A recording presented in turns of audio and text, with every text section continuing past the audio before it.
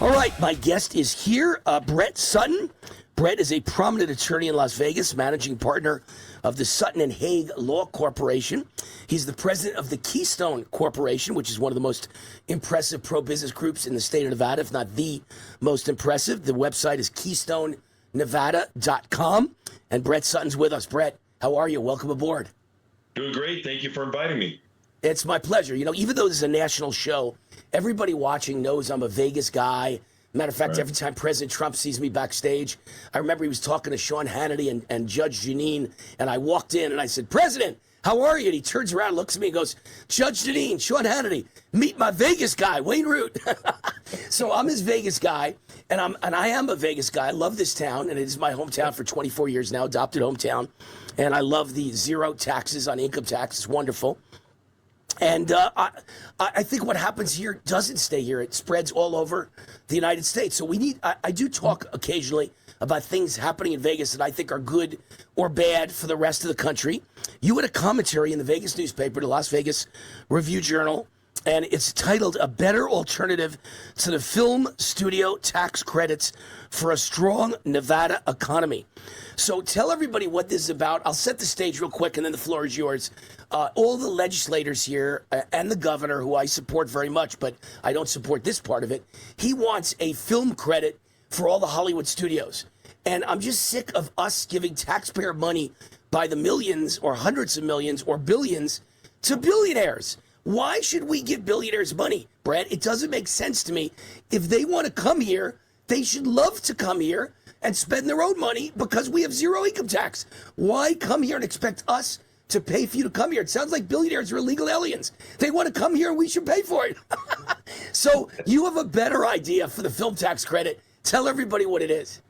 Oh, thank you. And thanks for the opportunity. And yeah, the film tax credit would cost $120 million a year. And these are transferable tax credits. It's close to giving them cash is really what it is, because regardless of what they make, they can get the $120 million in tax credits and sell them to other businesses at a discount if they want, or full price if someone's stupid enough to pay it.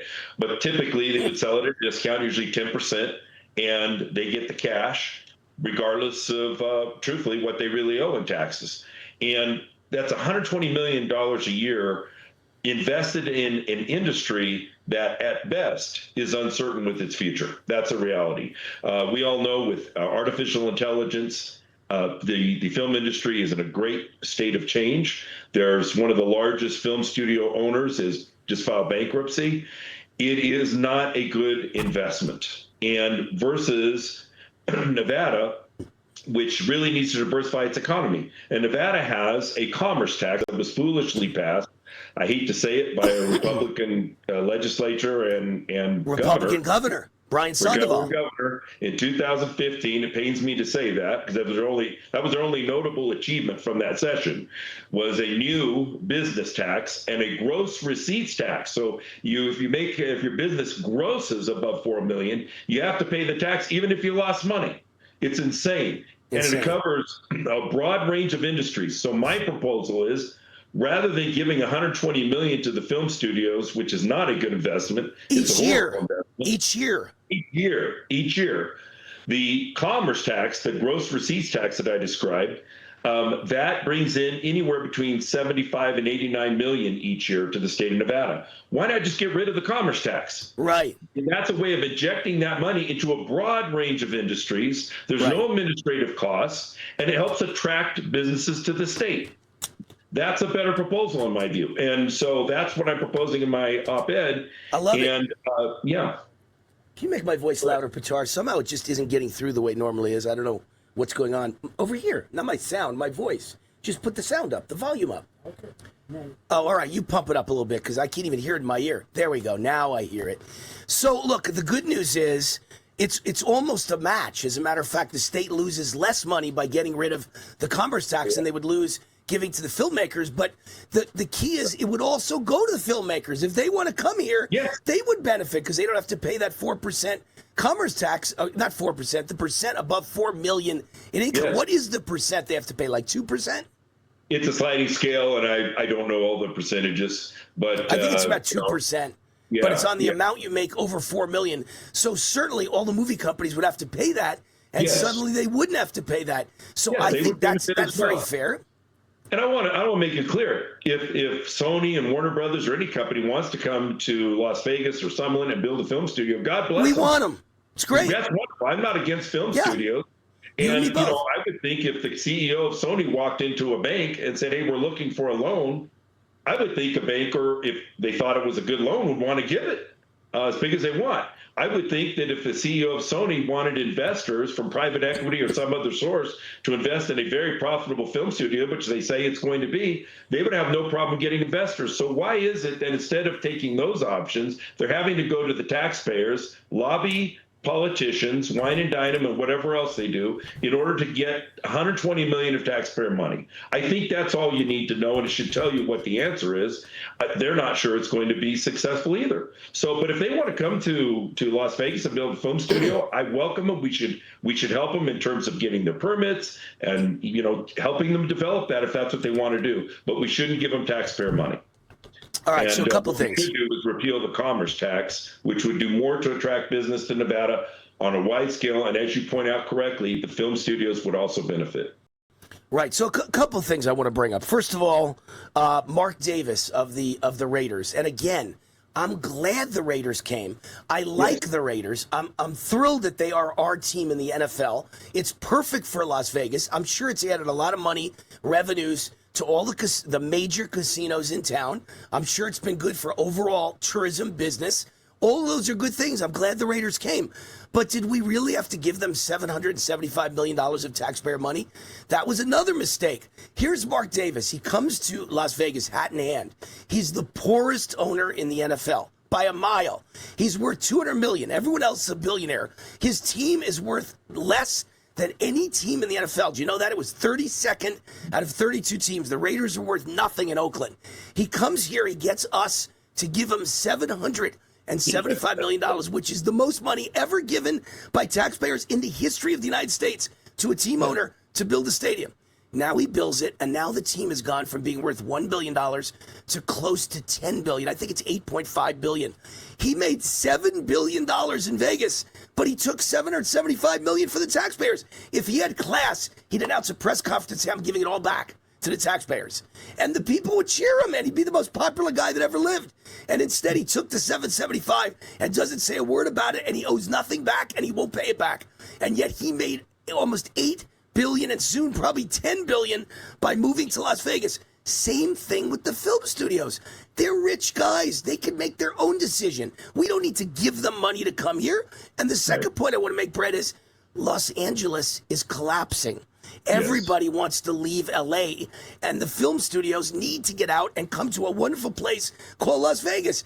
We don't need to beg them or give them money. They need to come here because LA's taxes and LA's woke culture has driven everyone out. And that's why I was shopping for houses in Summerlin, Brett. Houses that I thought used to be $2 million and $2.5 are now $4 and $5 million. Everyone from LA that has money is moving to Summerlin. So if they want to move to Summerlin, which is where Sony wants to move, let them pay their own way. Great. Yeah. No, I agree. I think, I'm a California refugee, so I've seen both states. I still do business in both. And, I think Nevadans sometimes don't understand how much they have to offer to a business looking at it. There's already so many benefits for some of the businesses you mentioned and many others. We don't need to give them taxpayer money because they're going to come anyways. They're business people. They understand the benefits of it. Better employment laws, better tax laws, less regulation. While there's some things I want to change, in Nevada laws, as you do, especially the commerce tax, overall, Nevada's far superior to California. It's a great option for them. And as you point out, just moving their business here. I was at an event last night. Someone moved their business from San Jose. Actually, they'll make money. They're going to make money. They were talking about how much less their rent was, how much less insurance premiums were, on and on and on. Their overtime, they don't pay as much overtime to their employees. All these things, all these financial benefits, and they didn't get a dime from taxpayers. They did it anyway. So, especially with the film studios, with that industry, it makes no sense to me. And I welcome them. I hope they decide to come, but we shouldn't give them that money. No. They should run ads. They should run ads in California with businessmen like me, explaining that since I moved here, I have saved like $100,000 a year in taxes for the last 24 years. So I've saved $2.4 million. They should run ads with me explaining that isn't even the best benefit of moving to Las Vegas. The best benefit is because there's no income tax, personal income tax. There is a commerce tax, as you said, if you own a business. But because there's no personal income tax, I've never been contacted by the state of Nevada once in 24 years. If I lived in California, I'd be getting constant notices from the Franchise Tax Board, giving me headaches, making me run to my accountants, my tax lawyers, and pay them all kinds of extortion money. And in Nevada, I've never heard from government once in 24 years. Do you know how wonderful that is? Everyone with a brain and a business should move to Las Vegas. Yes. Yeah. Nevada's a great place to do business. It still is. And we want to make it better. Because I think Nevada, one of the things for me is not only want to be a thriving state, but I look at it as kind of like the border between California and Nevada is almost like the Berlin Wall.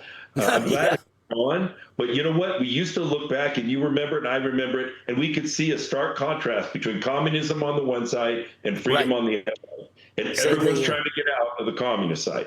Right. And I look at if we can make Nevada, keep it a free state, reasonable regulations, all the things we love about it, people can see the difference. They're going to look at California and see what's going on there and all the people leaving, just like they saw from East Berlin to West Berlin.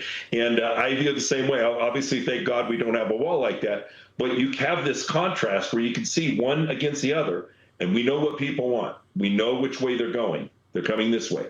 And so that's part of the reason I want to keep Nevada free. I want to keep it at a very competitive from a business standpoint, and that's what we want to do. And I think we need to get rid of the commerce tax. If we have $120 million to give to the film studios, then we have $80 million to get rid of that tax.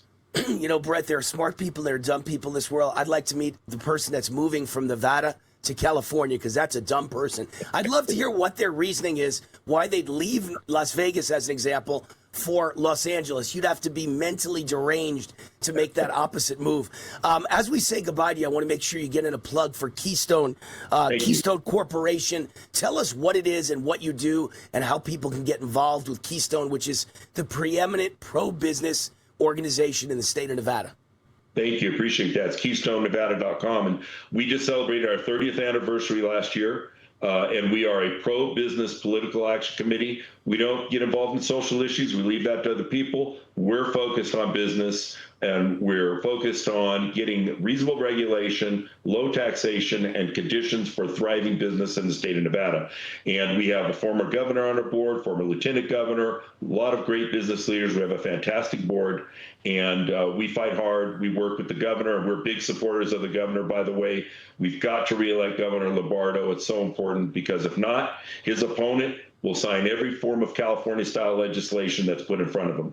And Lombardo has saved us from that the last 4 years, so we're big supporters of him, and we want him to get reelected. And we're looking to recruit and support, as we do, pro-business legislators in the state of Nevada to create this good economy and that we can enjoy and grow it in the future. So that's Keystone Nevada. That's our mission. We have our dinner on September 17th. Kayleigh McEnany is our speaker. I know, Wayne, you'll be there. You were there last year, and we're looking forward to everyone. If you want to sign up and go to the dinner, last year we sold out, and it's on our website. Love to have you.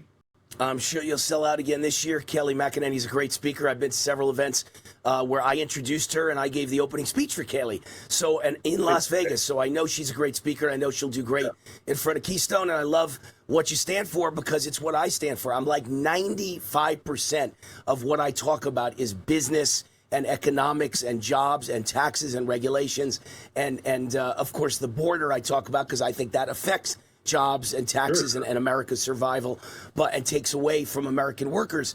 But that's 95%. I stay out of social issues. It's not my thing. Social issues are none of my business. And I think for the most part, I live and let live. You want to be gay, you want to be this, you want to be that, do it in the privacy of your bedroom. I don't care. I care about making money, and I care about opportunity, and I care about getting rid of regulations so all of us have opportunity to make money and mobility. So it's a match. So I love Keystone. I appreciate what you do. Give the address one more time where they can find out about Keystone.